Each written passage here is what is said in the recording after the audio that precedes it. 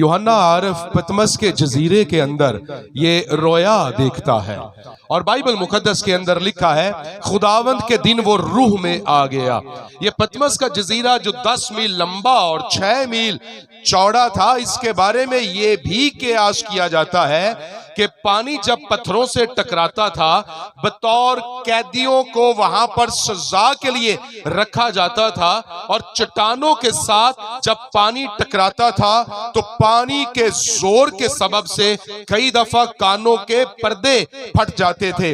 ऐसी जगह के ऊपर खुदा यूहन्ना से कलाम करता है। अब यूहन्ना के कान कितने सेंसिटिव है कि उसे पानी का शोर नहीं बल्कि आसमान से खुदा के जलाल और यीशु मसीह की आवाज जोर के पानी के झरनों की सी सुनाई देती है। इसलिए मुकाशवा की किताब के बारे में 2 बातें याद रखें। ये वो किताब है या इब्लीस जो है सबसे ज्यादा डरता है, इसके अंदर आपको दाखिल नहीं होने देगा। और याद रखें जो इसके अंदर दाखिल हो जाता है उससे इसके बाहर निकला नहीं जाता, क्योंकि इसके अंदर जलाल है, इसके अंदर बर्रा है, इसके अंदर उसका तख्त है, इसके अंदर खुदा की हजूरी है। हालेलुया। इसलिए मैं ये कहता हूं कि अगर पतमस के जजीरे के अंदर पानी की आवाज से कानों के पर्दे फटते थे और कानों से खून निकलता था, तो मुकाशफा की किताब एक ऐसी किताब है कि अगर चजनल पढ़िया जाए ना ते शैतान दे कन्ना दे पर्दे पाड़ दे ते ओदे कन्ना चो खून कढ़ेगा। इसको जब पढ़े तो ध्यान से पढ़े, इसको जब पढ़े तो लाउडली पढ़े, आवाज निकाल कर मुंह से आवाज निकाल कर पढ़े। इब्लीस इसके खिलाफ इसलिए है और वो जहन में डालता है वो इन ना लाना, ये तो डर लगता है, इसलिए कि उसे खौफ आता है, इसलिए वो आदमियों के अंदर खौफ डालना चाहता है। और दूसरी बात उसको समझ नहीं, आदमियों को कहता है कि यदि समझ नहीं लगती लिहाजा इसको पढ़ने का फायदा नहीं है। लेकिन इसके अंदर जिंदगी की बातें हैं, इसके अंदर फ्यूचर है, फ्यूचरिस्टिक्स जितने भी हैं वो जो मुस्तकबिल पर आंख लगाना चाहते हैं, जो हाल में जिंदा रहकर अपनी आंखें मुस्तकबिल में खोलना चाहते हैं, उनके लिए ये मुकाशवा की किताब है। और दुनिया के अंदर तमाम किताबें जो लिखी जाती हैं उनका ताल्लुक तारीख के साथ होता है। मुकाशफा ऐसी किताब है जिसका ताल्लुक मुस्तकबिल के साथ है, माजी की बातें मुस्तकबिल में कैसे पूरी होती हैं। तो ये एक बहुत खूबसूरत किताब है। मैं जब मुकाशफा की किताब के बारे में खैर बहुत दफा मुख्तलिफ जगहों पर खुदावंद ने मौका दिया तो यीशु मसीह की जो उसकी हशमत है उसका बयान जब यूहन्ना आरिफ के मुंह से जो है वो सुनता हूं और इसको बोलकर पढ़ने की कोशिश करता हूं तो हर मर्तबा खुदा का जलाल, खुदा की हजूरी, उसका एक बादल सा, एक औरा सा मैं अपने ऊपर महसूस करता हूं कि जब खुदावंद के दिन वो रूह में आ गया। असी ते एडे नकड़मे आ कि खुदावंद दे दिन यानी इतवार वाले दिन असी कहने आज ही तो छुट्टी है, आज रज के सोवांगे। मुबारक है वो जब खुदावंद का दिन हो तो उनकी नींदें हराम हो जाए और वो खुदा को तलाश करे, उसके हजूर जाए, उसके घर जाए, वो जलाल से भर जाएंगे और खुदा उनसे कलाम करेगा।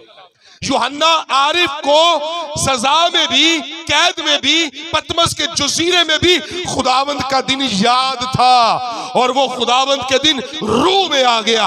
मुबारक है वो लोग जो खुदावंद के दिन खुदा के रूह से भर जाते हैं। और हुआ क्या, कहता है जब मैं खुदावंद के दिन रूह में आ गया तो एक नरसिंगे किसी आवाज जो है वो उसको आती है और आवाज देने वाला कहता है कि जो बातें जो तूने देखी है और तू उनको लिख ले एक किताब के अंदर। तो कहता है मैंने आवाज देने वाले को देखने के लिए जब अपना मुंह फेरा तो अब उसका ध्यान देखिएगा, उसका कि उसने जब अपना मुंह फेरा तो उसने क्या देखा कि सोने के 7 चिरागदान है, सोने के 7 चिरागदान है और उन चिरागदानों के अंदर एक आदम जात सा उसने देखा है। अब ध्यान देखना है उसका कि जिस आदम जात को उसने देखा उसको ऐसे देखता है, उसको ऐसे देखता है, उसको ऐसे देखता है, उसको ऐसे देखता है, उसको ऐसे देखता है। और वो कैसे देखता है? कहता है कि मैंने देखा कि जो सोने के 7 चरागदानों के अंदर एक आदम जात सा है, उसने पांव तक का एक सफेद जामा पहना हुआ है। यानी उसने ऊपर से नीचे तक देखा और यहां से ध्यान ऊपर लेकर गया और सीने पर ठहर गया और एक सोने का सीना बंद उसने देखा है। और उसके ऊपर ध्यान गया और उसने कहा उसका सर तो और उसके बाल तो सफेद ऊन की मानिद, बल्कि बर्फ की मानिद सफेद है। और फिर उसका ध्यान उसके सर से नीचे आता है और कहता है उसकी आंखें तो आग के शोले की सी है। और उसका ध्यान नीचे पांव पर जाता है और कहता है उसके पांव तो खालिस पीतल के हैं। यहां से ध्यान उठता है और मुंह पर जाता है और होंठों के अंदर से कहता है उसके मुंह के अंदर से एक 2धारी तलवार निकलती है। हाँ, उसकी आवाज जोर के पानी के झरनों जैसी है। और फिर उसका ध्यान उसकी आवाज से उसके दाहिने हाथ की तरफ जाता है कि उसके हाथ में 7 सितारे हैं। फिर वापस मुंह की तरफ आता है, एक 2धारी तेज तलवार निकलती है और कहता है जब मैंने उसे देखा तो उसके पांव में मुर्दा सा गिर पड़ा और एक खामोशी आई। 8वें बाब के अंदर आधे घंटे की ये खामोशी है, उसकी पहली 5 आयत के अंदर। उसके बाद फिर 6ठी आयत से 7 नरसिंगों का जिक्र शुरू हो जाता है। एक खामोशी। मैं अज्यूम करता हूं कि जब वो मुर्दा सा होकर उसके पांव में गिर पड़ा, एक सन्नाटा है। तो जिसको उसने देखा उसने उसके ऊपर अपना हाथ रखा और क्या कहा?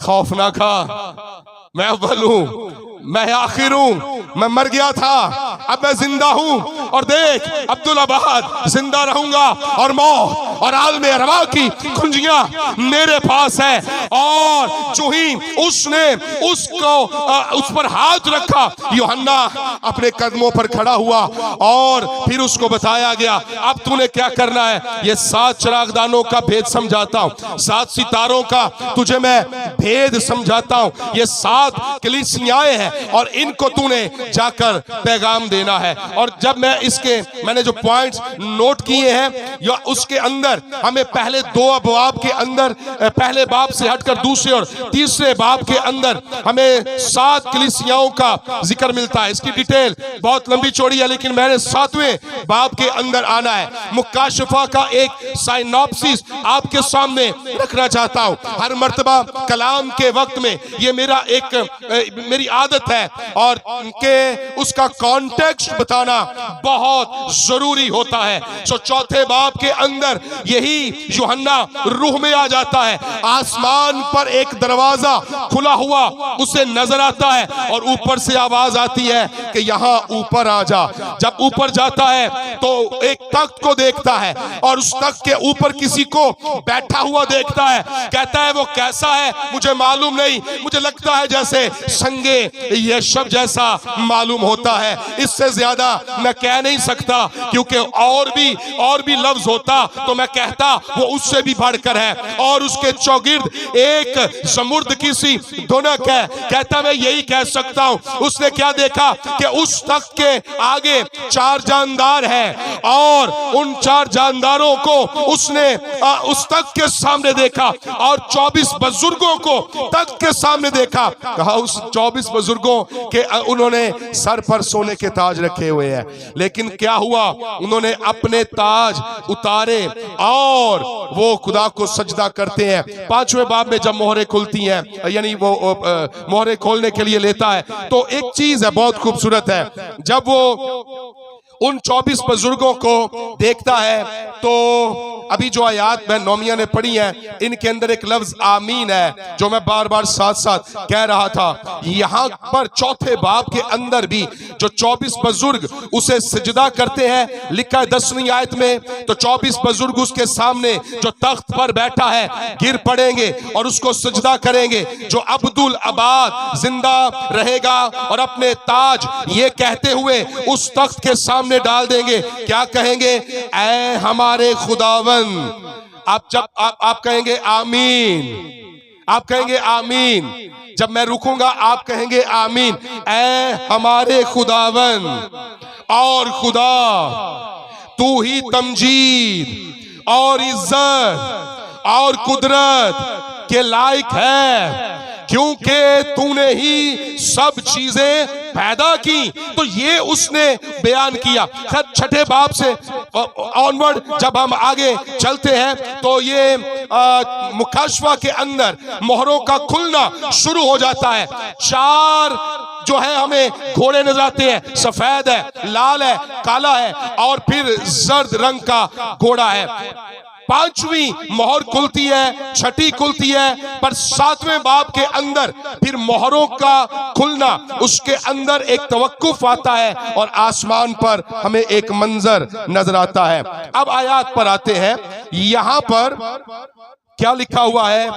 यहां पर जब पढ़ रही थी तो आपने फिर आमीन कहना है। लिखा है ये अब जो तख्त पर बैठा है और जिसके बारे में लिखा है कि निजात हमारे खुदा की तरफ से है, उसके बारे में लिखा है। जहां मैं रुकूंगा आपने आमीन कहना है। कहा, हाँ लिखा है, फिर वो तख्त के आगे मुंह के बल गिर पड़े और खुदा को सजदा करके कहा आमीन। क्या कहा? आमीन। क्या कहा? आमीन। आप भी बोले जब मैं रुकता हूं तो आपकी बारी है। आमीन, आमीन, हम्द, आमीन। आपने क्या कहना है? हम्द और तमजीद और हिकमत और शुक्र और इज्जत और कुदरत और ताकत अब्दुल आबाद हमारे खुदा की है। अब ये कितनी खूबसूरत बात है इस जगह पर कि मुकाशवा की किताब के अंदर हमें खुदा और खुदा के बेटे यीशु मसीह की इक्वली परस्तिश नजर आती है, क्योंकि बर्रा भी सारी तमजीद के लायक है, सारी इज्जत के लायक है। अब निजात हमारे खुदा की तरफ से है, इसलिए 10वीं आयत के अंदर इस पर जोर दिया गया है। इस चैप्टर के अंदर अगर हम इसकी डिवीजन देखें तो पहली 8 आयात के अंदर हमें 144 का फिगर मिलता है। पहली 8 आयात के अंदर 12 कबीलों में से 12 पर मोहर होने का जिक्र मिलता है। 9वीं आयत से 17वीं आयत बिल्कुल माहौल फर्क नजर आता है। लिहाजा इस बाब के अंदर 7वें बाब के अंदर 2 ग्रुप हमें नजर आते हैं। एक ग्रुप ऐसा जिसके ऊपर मोहर की गई है और उसकी क्वांटिटी का जिक्र किया गया है कि वो 1,44,000 है, पर एक दूसरा ग्रुप भी हमें नजर आता है। अब इससे बेशतर कि हम इसकी तरफ चलें। लफ्ज निजात जो है ये इसका मतलब है रिहाई, छुटकारा, मखलसी। किस से? गुनाह से, बदी से, मौत से, जहन्नुम से, पाताल से, अंधेरों से, इब्लीस से, खुदा के गजब से। अगर कोई हमें निजात दे सकता है, छुटकारा दे सकता है, तो वो सिर्फ खुदा का बेटा यीशु मसीह है, जो हमें पाताल से, जहन्नुम से और गुनाह से छुटकारा दे सकता है। बदन बीमार हो जाए तो हम अपने इलाज के लिए हॉस्पिटल के अंदर जाते हैं ताकि बीमारी से छुटकारा हो जाए, हमें बीमारी से रिहाई मिल जाए। जाए। इस दुनिया के अंदर कोई ऐसा हॉस्पिटल है ही नहीं कि जो बदकारों का इलाज करे। भाई इसने गुनाह किया है, इन्हों कोई गुनाह दी दवाई दे दइए, इसकी बदी का इसका इलाज किया जाए। एक ही है जो गुनहगारों के गुनाह मुआफ करता है, और वो खुदा का बेटा यीशु मसीह है जो हमारा निजात दहिंदा है। इस रुए जमीन पर दूसरा कोई नहीं है। मैं रात को भी लाहौर में एक कन्वेंशन पर कलाम सुना रहा था। रात को 2 बजे में घर, 1:45 बजे घर हम आए हैं, और मैं उस जगह पर बता रहा था कि 2 निशान हमें मिले हैं, 2 इंस्टीट्यूशन शायरे मुकद्दसा 2 हमें बाइबल में नजर आते हैं जो यीशु मसीह ने हमें दिए हैं। एक बपतिस्मा और दूसरा इशाए रुबानी। इसे 2 इंस्टीट्यूशन यानी सैक्रामेंट कहते हैं या शायरे मुकद्दसा इन्हें कहा जाता है। और 2 निशान दिए हैं, एक खाली सलीब है और दूसरी खाली कब्र है। यीशु मसीह की खाली सलीब बताती है कि निजात दहिंदा मुआ पर सलीब से उतार लिया गया, उसकी सलीब खाली है। और दूसरी खाली कब्र बताती है कि निजात दहिंदा दफन हुआ मगर कब्र से बाहर आ गया। सलीब भी जिंदगी की और खाली कब्र भी उम्मीद की निशानी है। तो हमारे पास एक नहीं दोहरी उम्मीद है, दोहरे निशान है। शुक्र है खुदा का कि हम मसीही बेनिशान नहीं है। हमारे पास एक छोड़ 2 निशान है जो फतह की अलामत है कि खुदा के बेटे यीशु मसीह ने कब्र पर, मौत पर फतह पाई है और वो जलाल के साथ जी उठा है। कोई रुए जमीन पर 2 मर्तबा जाहिर नहीं हुआ, किसी का ज़हूर 2 मर्तबा नहीं हुआ सिवाय यीशु मसीह के। यीशु मसीह का पहला ज़हूर जिस्मानी बदन में होता है और वह कमवारी से पैदा होता है और 33 साल की उम्र में सलीब पर कुर्बान होता है और दफन हो जाता है और तीसरे दिन जी उठता है। लिहाजा अपने बदन के एतबार से मर गया पर जलाल में जी उठा। उसका दूसरा ज़हूर जमीन पर जलाली हालत है, जिस्मानी हालत में ज़हूर और जलाली हालत में ज़हूर। इस रुए जमीन पर जिस्मानी हालत में लोग आते हैं, पैदा होते हैं, मर जाते हैं और कब्रों में दफन है। यीशु मसीह कब्र से बाहर जलाली हालत में 1 दिन नहीं, 2 दिन नहीं, 3 दिन नहीं, 4 दिन नहीं, 5 दिन नहीं, 40 रोज तक लोगों को दिखाई देता रहा है। ये जलाली हालत सिर्फ हमारे निजात दहिंदा की है। इसलिए बड़ी आवाज से वो भीड़ चिल्ला चिल्ला कर कहती है कि निजात हमारे खुदा की तरफ से है जो तख्त पर बैठा है और बर्रे की तरफ से है, क्योंकि ये बर्रा वो है मुकाशफा 5वें बाब के अंदर जो ज़बा किया हुआ तो है मगर खड़ा है। इसलिए ज़बा होना उसकी मसलूबियत को और खड़ा होना उसकी कयामत को बयान करता है। ये जलाल के साथ जिंदा हुआ।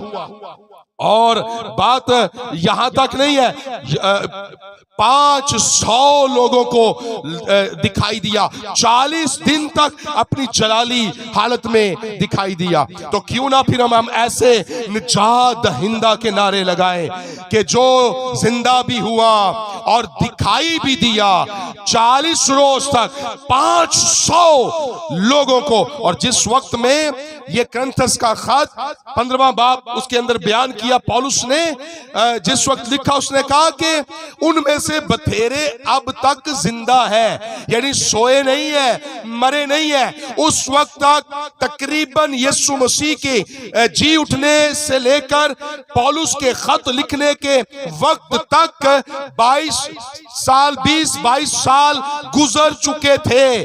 सो यीशु मसीह की सलीबी मौत और उसके जी उठने के गवाह सिर्फ 40 रोज तक नहीं, 22 से 25 अगले सालों तक जमीन पर जिंदा रहे। जिस वक्त पौलुस ने खत लिखा और उसने धड़ल्ले से कहा कि अभी तक बहुत सारे लोग जिंदा हैं जिन्होंने जी उठे, निजात दहिंदा यीशु को देखा और फिर अपने बारे में कहा सबसे आखिर में मुझे दिखाई दिया। कहा सबसे पीछे मुझे दिखाई दिया जो गोया अधूरे दिनों की पैदाइश है, और यीशु मसीह दमिश्क की राह पर उसको पुकारता है, साउल साउल तू मुझे क्यों सताता है? कहता है मैंने तुझे कभी देखा ही नहीं है, तुझे जानता नहीं हूं। ये कैसी आवाज है?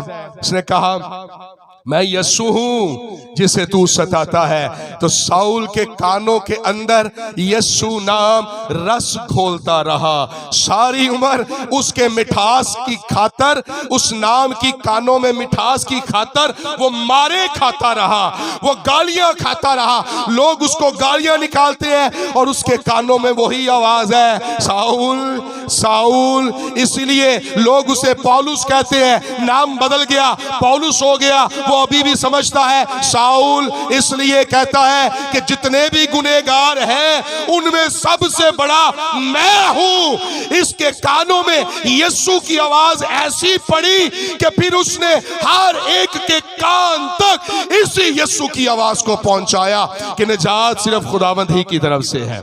अब यूहन्ना जब ये मुकाशवा की किताब के अंदर ये जिक्र करता है तो इसके अंदर मैं जो पॉइंट्स नोट कर रहा था वो ये है कि इसके पहले जो 8, अच्छा एक चीज बहुत जरूरी है समझने वाली, इसकी जो मेरी कन्विक्शन है इस किताब के बारे में, इसकी तफसीर के बारे में, जो मेरी कन्विक्शन है कि पहले 3 अबवाब में हमें नजर आता है, और जो मेरी कन्विक्शन है कि चर्च है, 7 कलीसियाएं हैं, और इफसस की कलीसिया है, स्मुरना की कलीसिया है, परगमुन की कलीसिया है, थवातीरा की कलीसिया है, सरदेस की कलीसिया है, फिलदिल्फिया की कलीसिया है, लुदिकिया की कलीसिया है। ये एशिया के अंदर ये 7 कलीसियाएं जमीन के अंदर ऊपर हमें नजर आती हैं। सो ये तीसरे बाब तक का जो माहौल है वो हमें जमीन पर 7 कलीसियाओं के दरमियान में नजर आता है। लेकिन चौथे बाब के अंदर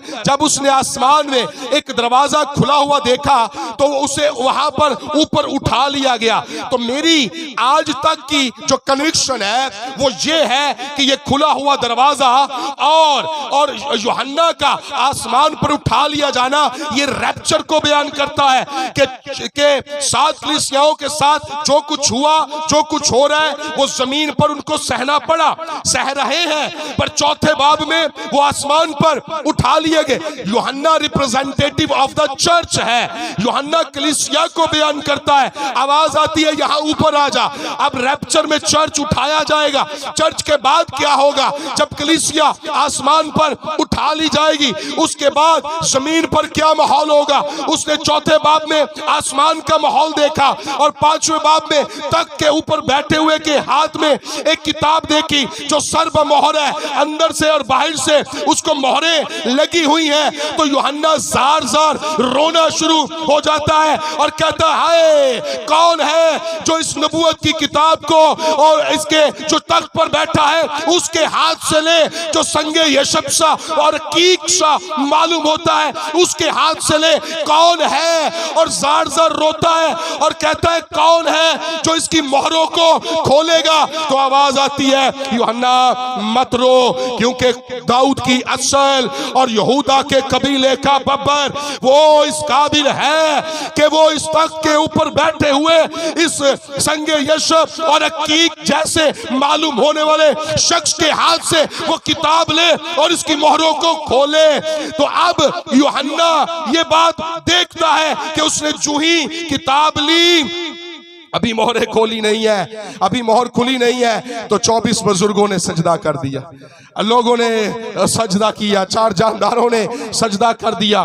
तो जिसकी कब्र पर मोहर लगी थी उसने मोहरें खोल दी, वही है जो मोहरों को खोलने के लायक ठहरता है। अब चर्च आसमान पर है और मोहरें खुलती हैं और छठे बाब के अंदर से हमें जिक्र मिलना शुरू हो जाता है। तो जमीन पर 7 किस्म की अदालतें, यानी 3 किस्म की अदालतें आती हैं, 7 मोहरों की, 7 नरसिंगों की और 7 गजब के प्यालों की अदालतों का जिक्र है। लिहाजा चौथे बाब से चर्च आसमान पर है, चौथा और पांचवा बाब आसमान के माहौल को बयान करता है, फिर छठा बाब हमें जिक्र मिलता है और मोहरें खुलना शुरू हो जाती हैं, 6 मोहरें खुलती हैं तो 7वां बाब शुरू हो जाता है। अब चर्च आसमान पर है और जमीन पर क्या हो रहा है? जमीन पर आफात है, कत्लो गारत है, अजियतें हैं, दुख है, मौत है, जंगो जदल है और जमीन का माहौल बयान किया जाता है। 7वें बाब के अंदर फिर से दोबारा हमें एक माहौल नजर आता है। ये जमीन और आसमान का एक माहौल है, क्योंकि 4 कोनों पर फरिश्ते हैं जिन्होंने हवाओं को थामा हुआ है और आवाज आती है फरिश्तों को कि अभी इन हवाओं को थामे रहो जब तक कि खुदा के बरगुज़ीदों पर मोहर ना लगा ली जाए। तो ये जो इस 7वें बाब के अंदर अब हमें एक माहौल नजर आता है, ये चर्च के आसमान पर जाने के बाद का मंजर है। इससे पहले चर्च आसमान पर जा चुका होगा। अब याद रखें कितना थोड़ा वक्त है हमारे पास।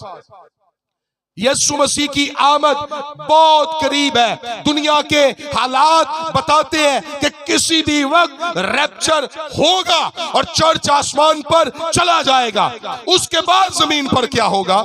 उसके बाद जमीन पर यहां पर लिखा है 7वें बाब में, ये जियूस के बारे में, हिब्रियूस के बारे में पहली 8 आयात का तज़किरा आता है कि 1,44,000 का ताल्लुक सिर्फ एक कौम से है, सिर्फ उन 12 कबीलों से है। वो कैसे होंगे, कौन होंगे, कोई नहीं जानता, अभी तक नहीं जानता कि ये 12 कबीले कब इकट्ठे होंगे, कैसे होंगे, हो भी सकेंगे कि नहीं, मोहर कैसे लगेगी, इसके बारे में ये एक मिस्ट्री है। पर कलाम कहता है कि ऐसा होगा, और जब कलाम कहता है ऐसा होगा तो जरूर होगा, क्योंकि 14वीं आयत में लिखा है, मैंने उससे कहा ऐ मेरे खुदावंद तू ही जानता है।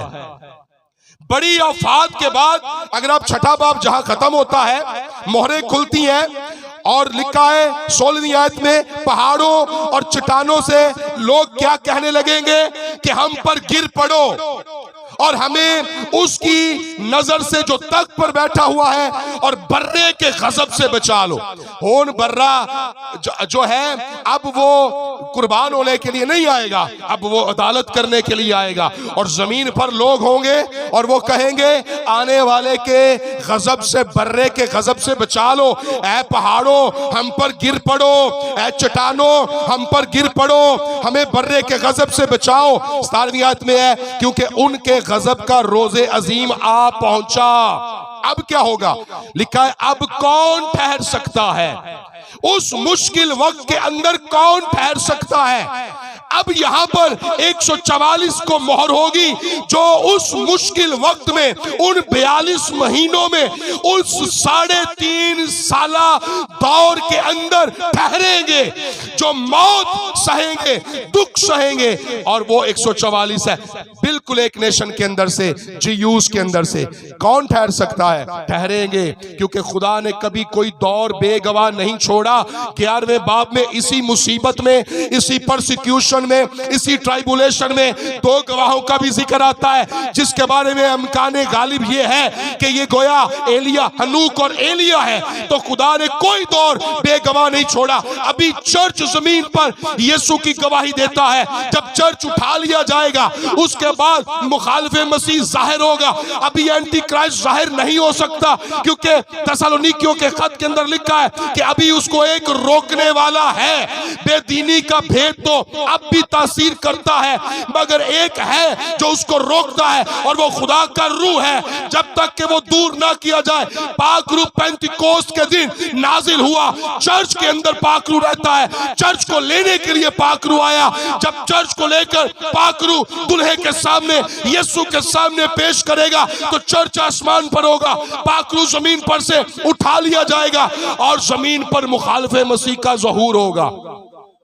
और उस वक्त के अंदर एक बड़ी बर्बादी होगी, एक बड़ी तबाही होगी, कत्लो गारत अरूज पर होगी, यूनिवर्सल आलमी जंग अरूज पर होगी और जमीन पर हर जगह पर लाशें लाशें होंगी।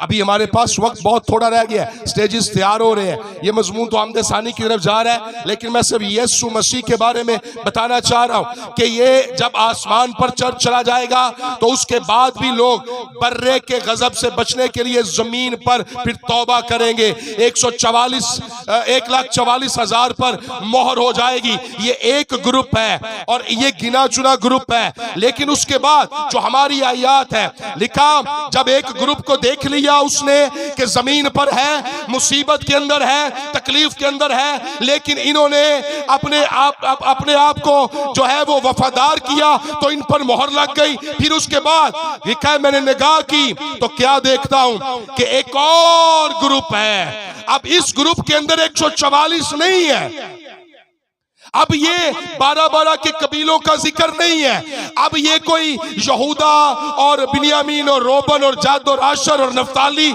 इन कबीलों से नहीं है।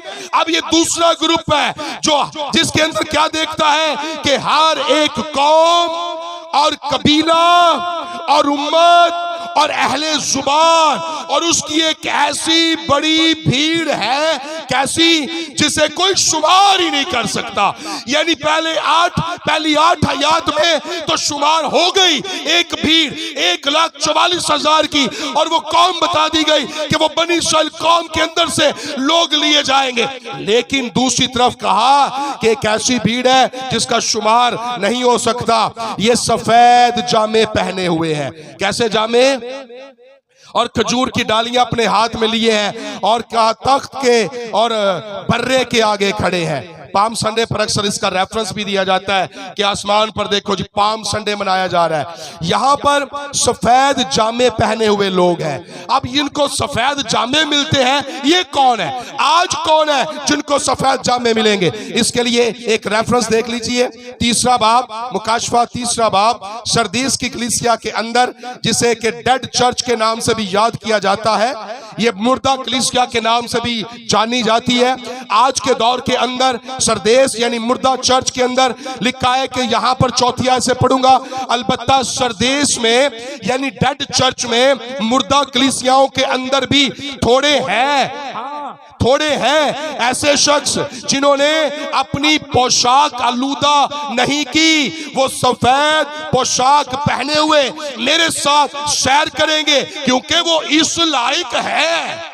तो आज भी जो मुर्दा कलीसियाएं हैं उनके अंदर से भी थोड़े ही सही लोग होंगे जो सफेद पोशाक पहने हुए होंगे। कभी कभी हम कहते हैं ये चर्च डेड चर्च है, ये मुर्दा कलीसिया है, लेकिन लिखा है कि हर कौम, हर कबीले, हर उम्मत और अहले लुगत हर डेड चर्च के अंदर से भी लोग आसमान में खुदा के जलाल में जाएंगे। डेड लोग नहीं, मुर्दा लोग नहीं, मुर्दा कलीसिया नहीं, मुर्दा कलीसियाओं के अंदर जो जिंदा लोग हैं। और चर्चिस के अंदर ऐसे लोग हैं जो बज़ाहिर जो अंदर से जिंदा है, लेकिन उनकी जिंदगी जाहिर नहीं होती है क्योंकि हम जैसे लोगों ने उनको डोमिनेट किया होता है। उनकी खिदमत, उनकी बरकत नजर नहीं आ रही होती, चमक नजर नहीं आ रही होती, लेकिन नजर आने वालों से ज्यादा जिंदा वो होते हैं जो नजर नहीं आते हैं। ये सफेद पोशाक पहने हुए लोग। और फिर लिखा है ये चिल्ला चिल्ला कर क्या कहते हैं? निजात हमारे खुदा की तरफ से है। चिल्ला चिल्ला कर आसमान पर भी बर्रे की निजात की बात होती है। निजात हमारे खुदा की तरफ से है और बर्रे की तरफ से है। कितनी खूबसूरत बात है। निजात दहिंदा इस जमीन पर कोई है ही नहीं। ये पुकार जमीन पर भी है और ये पुकार आसमान पर भी है कि यीशु मसीह निजात दहिंदा है। अब जल्दी से देखेंगे इसकी कैटेगरी जो है, ये जो 10वीं आयत से 12वीं आयत तक एक वर्शिप का माहौल नजर आता है। ये जो सफेद जामे पहने हुए हैं, दर हकीकत आसमान पर इनकी गोया ग्रेजुएशन हो रही है। सफेद जामे पहने हुए हैं। जब कोई बंदा ग्रेजुएट होता है, कोई टेस्ट में से, ट्रायल्स में से निकल आता है, पास हो जाता है, पेपर च बंदा पास हो जाता है, और जब उसकी ग्रेजुएशन होती है तो उसको एक गाउन दिया जाता है कि आज तेरी ग्रेजुएशन सेरेमनी है, आज से आप ग्रेजुएट हो जाएंगे जी। इनकी ग्रेजुएशन हो गई है। आसमान पर उन लोगों की ग्रेजुएशन के गाउन देखिए जो मुसीबतों में से गुजरकर दुख सहकर आसमान की बादशाही में दाखिल होते हैं। उनकी ग्रेजुएशन है, उनके गाउन कैसे हैं? सफेद जामे पहने हुए। और फिर लिखा है कि ये जो सफेद जामे हैं, दर हकीकत ये सफेद इतने हैं कैसे? ये 14वीं आयत देखिए, उसने मुझसे ये कहा, ये उस बड़ी मुसीबत से निकल कर आए हैं। इन्होंने अपने जामे बर्रे के खून से धोकर सफेद किए हैं। चर्च आसमान पर है, आज भी यीशु का खून हमारे जामों को धोता है। जब चर्च आसमान पर होगा जमीन पर, उस वक्त भी यीशु की गवाही के लिए बहुत सारे लोग शहीद होंगे और वो यीशु के खून से धुली हुई पोशाक और जामे पहनेंगे। ये जो है इनको गाउन दिए जाएंगे और आसमान पर इनकी बड़ी ग्रेजुएशन होगी और इनका ताज होगा, इनका जो सर्टिफिकेट होगा ये बादशाही का ताज होगा, ये इनके लिए जिंदगी का ताज होगा। और खुद खुदा का बेटा यीशु मसीह अपने वफादार लोगों, जान देने तक वफादार रहे तो मैं तुझे जिंदगी का ताज दूंगा। खुद ग्रेजुएशन के वक्त में इनके सरों पर खुदा का बेटा यीशु मसीह ताज रखेगा। ऐ मेरे अच्छे और ध्यानदार नौकर, शाबाश, तू थोड़े में ध्यानदार रहा, अब अबदी मेरास, हमेशा की जिंदगी और जलाल का वारिस हो जा।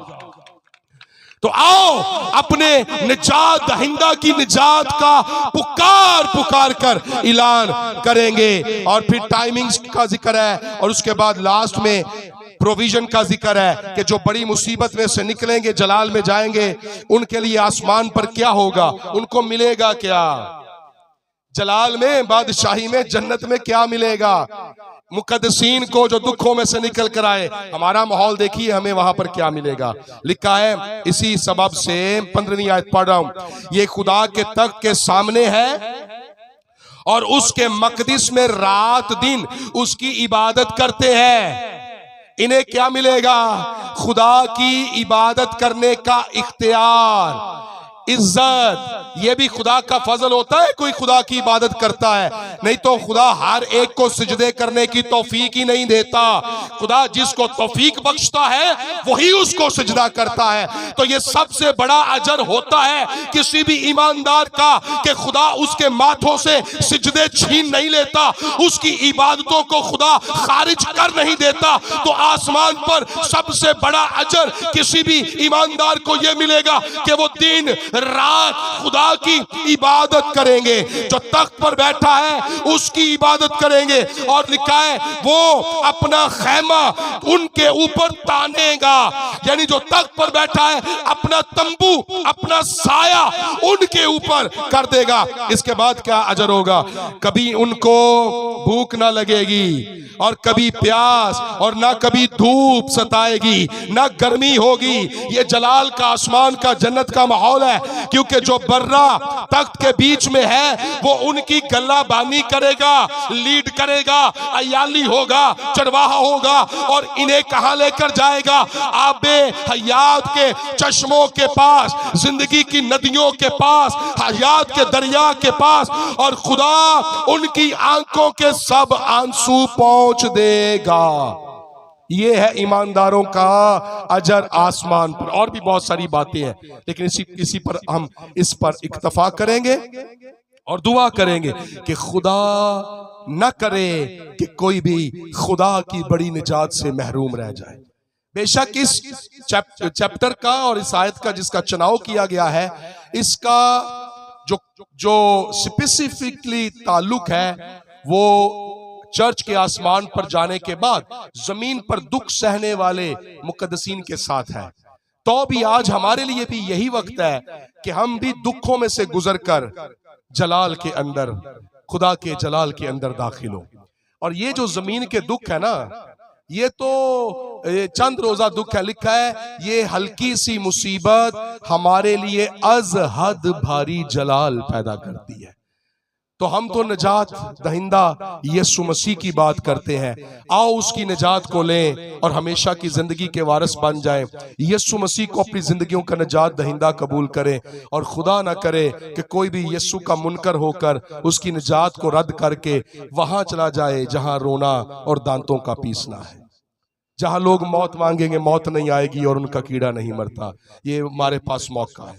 जिंदगी कब वक्त खत्म हो जाए, आज वक्त है तौबा का, निजात का, कबूलियत का, और अपना फैसला खुदा के हुजूर में रखिए। सब अपनी आंखों को बंद करेंगे। मैं भाई जदाउन से गुजारिश करूंगा, अगर मेरी आवाज सुन रहे हैं तो आएंगे और दुआ में रहनुमाई करेंगे। सब अपनी आंखों को बंद करेंगे और जो लोग आज अपना दिल यस्सु को देना चाहते हैं, उसके साथ वफादारी के साथ चलना चाहते हैं, भाई जदाउन को देखिएगा, अगर हैं तो उनको बुलाइए। हालेलुया। सब अपनी आंखों को बंद करेंगे और हम दुआ करेंगे। सब अपनी आंखों को बंद करेंगे और हम दुआ करेंगे।